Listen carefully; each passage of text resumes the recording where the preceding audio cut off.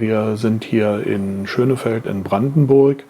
Wir haben 8 Mitarbeiter. Wir entwickeln und fertigen Komponenten für Industrieelektronik und LED-Beleuchtung und wir exportieren in die gesamte EU und in die USA.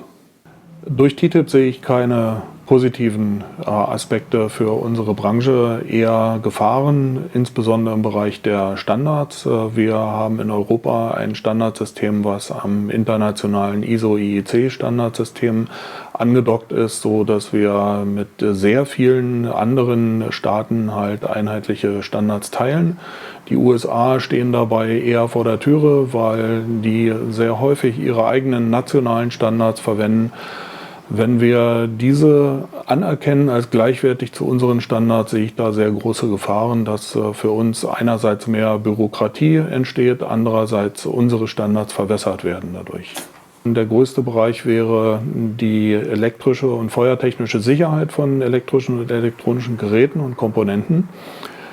Das ist ein Bereich, den die US-Regierung komplett nicht unter Kontrolle hat, weil das von der Versicherungsbranche in den USA kontrolliert wird, die 17 Labors akkreditiert haben, die die Zertifizierung durchführen.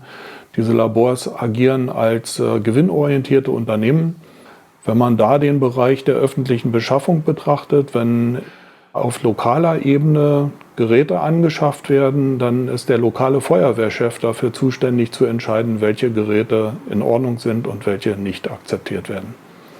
Gerade KMUs sollten sich damit auseinandersetzen, ob die Versprechen von TTIP dann tatsächlich realisierbar sind, weil das, was von TTIP momentan versprochen wird mit der Angleichung oder Harmonisierung von Standards, mit der Öffnung der Ausschreibungen, das sind Dinge, die in ganz, ganz vielen Fällen überhaupt gar nicht umsetzbar sind, ohne dass die USA ihre Verfassung ändern. Ich habe bei KMU gegen TTIP unterzeichnet, weil große Teile der Wirtschaft immer noch nicht verstanden haben, dass TTIP kein Freihandel ist, sondern gerade den Mittelstand und die kleinen Unternehmen sehr negativ treffen wird.